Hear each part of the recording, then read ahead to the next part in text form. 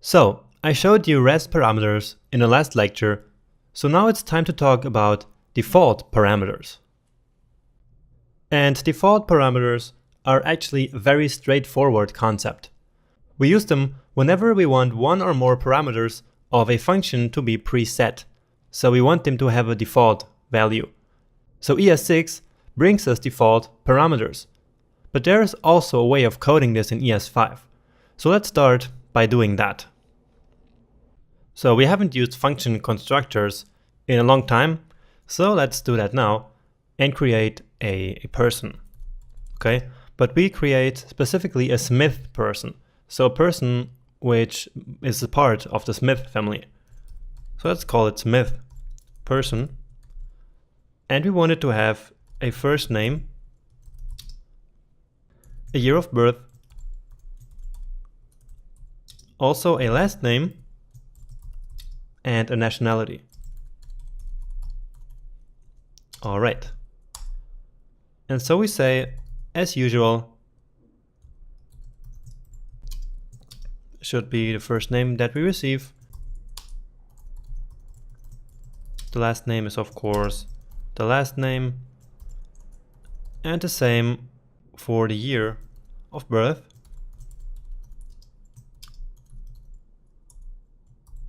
And the nationality.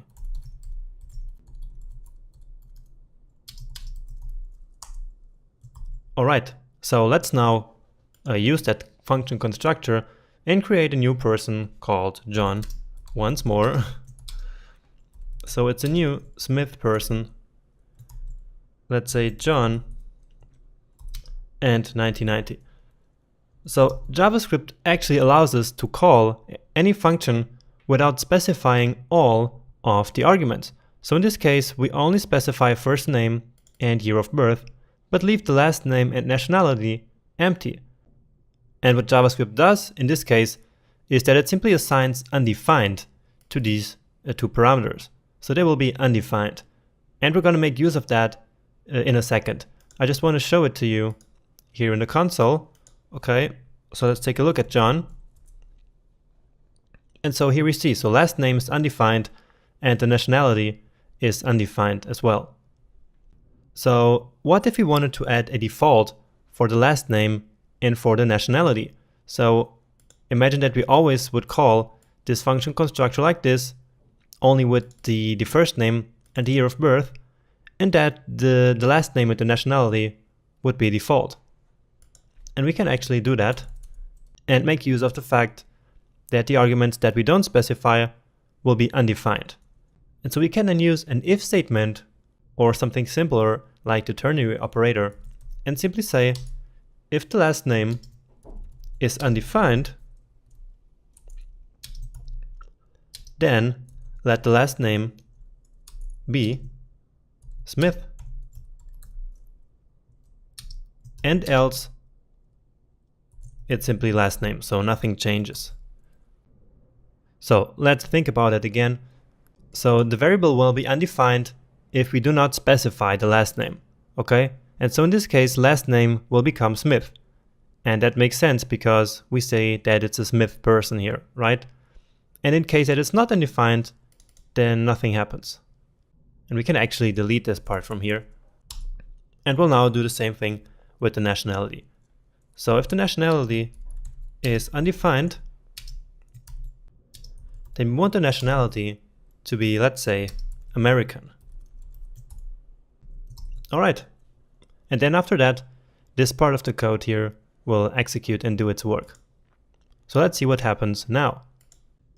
Okay, so we have a small bug here, and the problem is actually that in the ternary operator, we also have to always specify the else part. So let's just say that in this case, it's last name equal last name. So it doesn't make much sense, but we have to put the else part here as well. And so here, let's say nationality is the nationality. Okay. So let's now take a look at John again. And yeah, so his last name is not Smith and his nationality is American. So we only called the Smith person operator function constructor with 2 arguments, but we still have all of these 4 properties of the object well defined because we implemented something similar to default parameters. Now, these can of course be overwritten. So imagine that we have another person, which is Emily, and Emily is John's sister, and she married with someone else and moved to Spain. And so we can now, of course, specify a new last name and a new nationality. So let's say that we have also a Smith person. She's called Emily. Let's say born in 1983. But her last name is now no longer Smith, but Diaz. So she moved to Spain and is now Spanish and no longer American. And so this is going to override the default parameters of our function constructor. So if we now take a look at Emily, of course, the defaults were overwritten and we now have the last name as Diaz and the nationality as Spanish. So this is how we use something like default parameters in ES5. And now we're ready to see how this actually works in ES6, which is a lot easier and straightforward. So now in ES6, all we have to do is, of course, this part is the same. So it's a Smith person. And we have a first name, a year of birth. And now this is where we define the default parameter. So we say that the last name should be Smith and that the nationality should be American if we do not specifically say something else. Then of course this part here is the same. So I will just copy it and that's it. So we don't need any of this part here. All we need to do is to specify the default parameters right here where we actually declare the parameters. Okay.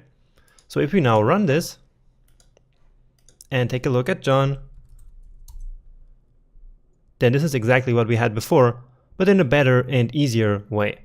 So Smith again here, of course, and he is American. And the same with Emily. So we overrode the defaults, and so her last name is Diaz, and she is Spanish. Okay? So REST and default parameters definitely makes it easier to work with functions in JavaScript.